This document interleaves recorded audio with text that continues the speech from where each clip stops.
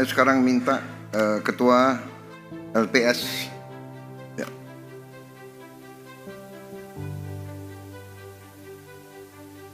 Karena waktu tadi sudah banyak diambil Ketua dan Anda hanya punya 2,5 menit. Enggak. It's only a joke. Kan boleh kan? 5 menit boleh, Pak? Ya 5,5 lah. Oke, Pak. Izin Bapak Presiden. Assalamualaikum warahmatullahi wabarakatuh. Yang terhormat, Salam yang terhormat. sejahtera. Enggak usah yang terhormat lagi. Langsung aja. Iya, Pak. Lanjut, Pak. Jadi, hadirin sekalian, kalau udah banyak ekonom presentasi, ekonom yang terakhir pasti keadaannya konyol. Karena semua bahan sudah dipresentasikan. Tapi saya akan coba melihat dari angle yang berbeda. Saya di LPS, saya concern terhadap prospek ekonomi kita ke depan. Karena kalau ekonominya memburuk, maka saya ke depannya akan kerja lebih keras. Jadi saya monitor terus kondisi ekonomi, dan triwulan keempat tahun lalu, saya sempat terkejut. Karena kondisi sepertinya memburuk. Kalau kita penjualan mobil, penjualan motor negatif, terus penjualan retail juga kontraksi, semen kontraksi, PMI manufacturing turun ke level di bawah 50. Saya pikir 2025 kita akan susah. Laju pertumbuhan dana pihak ketiga juga turun ke 4,5%. Untuk saya mengkhawatirkan karena income LPS akan turun. Tapi untungnya di bulan Januari tiba-tiba pertumbuhan DPK positif 5,5 menuju 6%, menuju level normal lagi. Jadi ada pembalikan di sana. Saya jadi concern, curious, apakah ini terjadi di across the board? Saya lihat penjualan otomotif sudah mulai positif tuh. Di bulan Februari 4% untuk sepeda motor, mobil 2,2%. Jadi ada pembalikan arah ekonomi. Kita lihat lagi retail juga yang gambar yang tengah atas itu sudah mulai positif tumbuhnya. Kita lihat lagi penjualan semen juga di bulan Januari Februari sudah positif pertumbuhannya. Semen ini ada hubungannya dengan investasi. Jadi sepertinya dari sisi demand ada pembalikan arah ekonomi menunjukkan kayaknya baik-baik aja. Saya lihat lagi gimana kalau kita lihat dari sisi pedagang atau supplier. Kita lihat indeks PMI manufacturing, Purchasing Manufacturing Index. Itu di bulan awal tahun tuh tiba-tiba loncat ke positif. Februari tinggi, Maret agak turun sedikit, tapi masih levelnya tinggi 52,4. Artinya mereka atau para pengusaha, para manufacturer melihat ke depan kayaknya mereka melihat demand-nya tinggi sehingga mereka meningkatkan belanjanya. Ini kan tanda-tanda suatu ekonomi yang berbalik. Tadinya di akhir triwulan lalu, mungkin paruh tahun lalu keadaan memburuk semua, sehingga timbullah image seolah-olah kita sedang menuju kegelapan dan lain-lain. Ternyata di awal tahun sekarang sudah berbalik ke arah yang positif. Ini saya bilang ekonomi Indonesia bottoming out. Kalau orang di pasar modal suka itu pasti. Kalau bottoming out saatnya masuk. Sebelumnya kita lihat juga masih 2. Sebelumnya kita lihat juga indeks kepercayaan konsumen masih yang sebelumnya. Yang kiri atas itu Anda lihat di bulan Februari naik positif, yang tengah tuh kiri atas sana naik ke 100, di atas 100. Ini setelah bertahun-tahun ekonomi indeks kepercayaan konsumen itu naik ke atas 100. Artinya konsumen kita amat atau optimistik tentang kondisi ekonomi mereka. Dan otomatis mereka akan belanja lebih ke depan. Di bulan Maret agak turun sedikit, tapi masih di atas 100. Cukup baik sekali. Ini adalah gambaran masyarakat kita terhadap apa yang terjadi di ekonomi. Ini survei ini kita lakukan kepada 1.700 kepala keluarga, face-to-face interview di kota, di pinggir kota, di kampung-kampung, di 10 provinsi di Indonesia.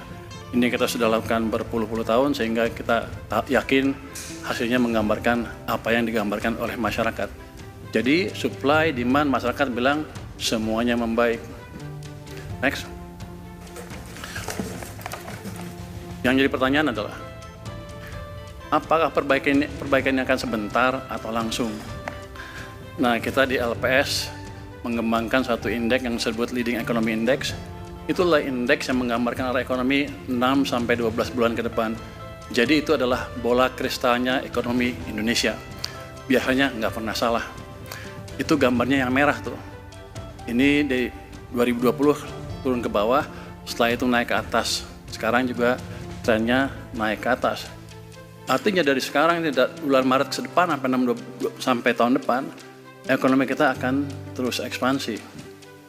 Ada yang bilang sekarang seperti 97-98. Anda lihat tuh 98 tuh merah turun dalam, 2008 juga turun dalam, 2020 turun dalam. Artinya ekonominya ada tekanan. Tapi sekarang merahnya naik terus ke atas. Artinya ekonomi kita akan ekspansi terus. Kalau Anda lihat turun-turunnya itu sekitar 10 tahun sekali. Kita mulai ekspansi mulai lagi tahun 2020 harus sampai 2030 kita masih aman. Kalau saya plot, jadi ini ya 98 jatuh yang merah, 2008 jatuh yang merah, 2020 jatuh yang merah. Inilah keadaan di mana kita lagi resesi. Sekarang masih naik kencang ini, masih naik ke atas. Jadi pandangan orang di luar bahwa kita menuju 98 lagi itu salah kaprah dan mereka nggak ngerti data seperti apa. Dan kalau saya plot dengan IHSG, yang hijau ya, IHSG itu yang hijau, gerakannya tuh searah. Ketika yang merah jatuh, ya IHSG juga jatuh. Ketika leading naik, ya IHSG juga naik. Dengan kondisi leading yang naik dan IHSG turun, apa yang kita bisa simpulkan? Kita bisa simpulkan market overreacting dan IHSG sudah turun jauh di bawah fundamentalnya. Jadi kalau bapak-bapak ibu suka main saham, jangan lupa sekarang good time to buy.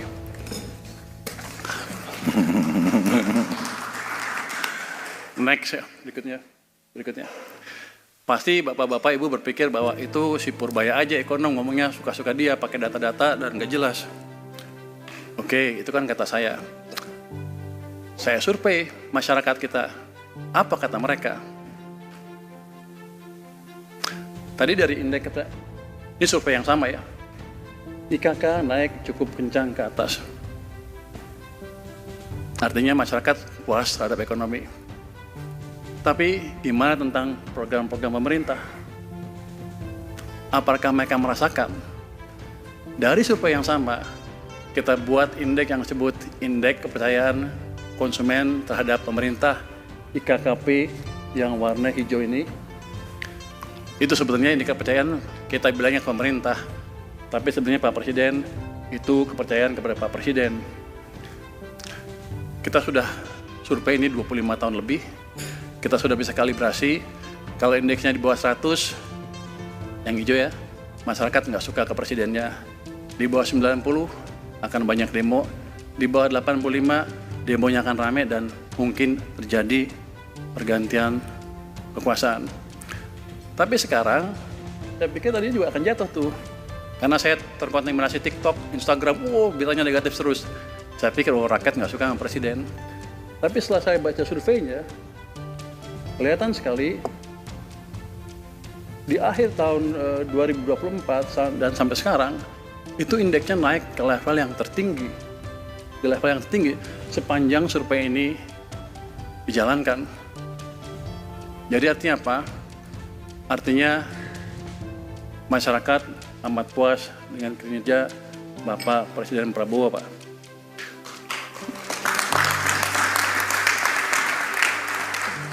Artinya apa lagi? Artinya adalah stabilitas sosial politik akan terjaga. Karena apa? Kalau ada demo-demo pun masyarakat nggak akan ikut turun karena mereka puas dengan keadaan yang dialami mereka sekarang. Jadi itu secara pendek prospek ekonomi kita, stabilitas seperti apa ke depan, dan kita tahu semua stabilitas politik amat perlu untuk menjaga pertumbuhan ekonomi. Terus next, saya bertanya-tanya, dengan adanya perang dagang ini, apa sih dampaknya ke kita? Apakah itu akan merubah arah ekonomi kita ke depan?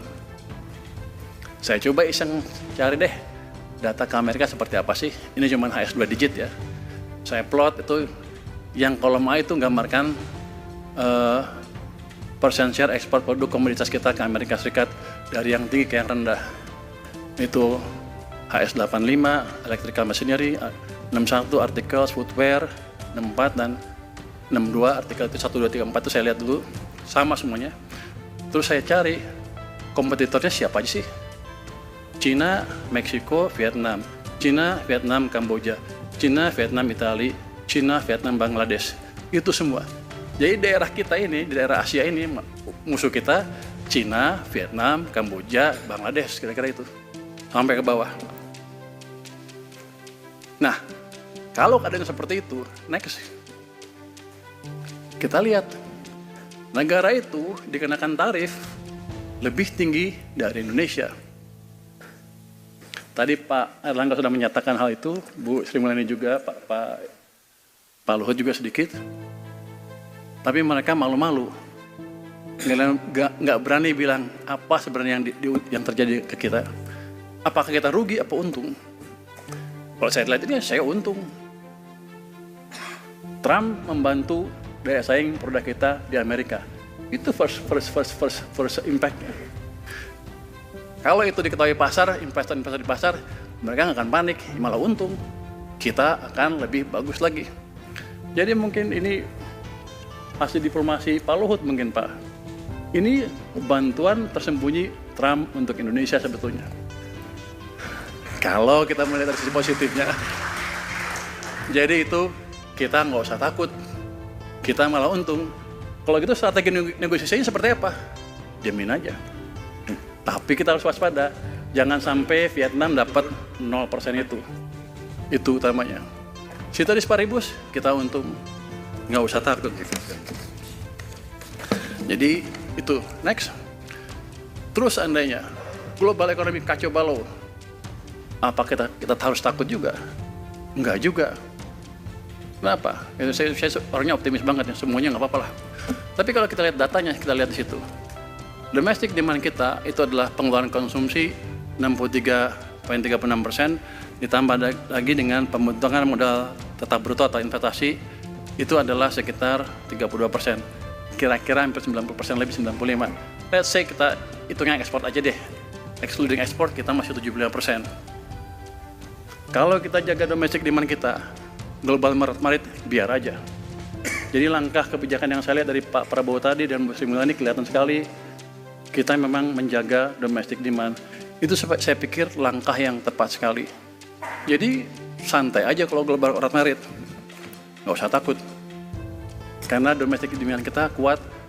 Dan selama kita menjaga itu, kita akan tetap tumbuh dengan baik. Artinya pasar atau pemain di pasar nggak usah terlalu khawatir. Ini ada dari IPB, dari IC, Pak Iskandar. Itu tolong disebarkan ke pasar bahwa itu yang terjadi sebetulnya. Kalau saya ngomong ke pasar kan orang susah ngertinya. Kalau Anda kan ekonom gampang menjelaskan ke pasar. Atau Anda menduga saya juga ngibul? Enggak ya. Terus, bagaimana sebetulnya kondisi domestic demand kita sekarang? Apakah sedang jatuh? Apa enggak? Next. Ini Pak Gubernur BI berperan besar, OJK, Menteri Keuangan, untuk menjaga stabilitas sektor keuangan sehingga fungsi intermediasi kita bisa berjalan terus. Next. Kita lihat pertumbuhan kredit tadi dibilang double digit. Tapi yang paling penting saya lihat itu yang merah, itu kredit investasi naik ke level sekarang 14,62%.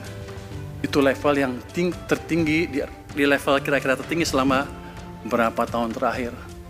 Kalau investasi kan pasti ngelihatnya ke depan, berapa bulan ke depan. Jadi ya, para pelaku bisnis kita sebetulnya sedang ekspansi. Cuman mereka jarang ngomong di TikTok. Yang di TikTok kan yang nggak ada kerjaan. Tapi yang kerja kan pasti yang ini.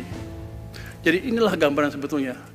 Ekonomi kita sedang ekspansi, kira-kira global turbulensi masalah perang tarif juga mungkin kita malah diuntungkan. Jadi prospek ekonomi kita bagus. Kalau Anda tadi suka main saham, masuklah sekarang sebelum terlambat. Mungkin demikian Pak, update dari LPS. Terima kasih. Wassalamualaikum warahmatullahi wabarakatuh.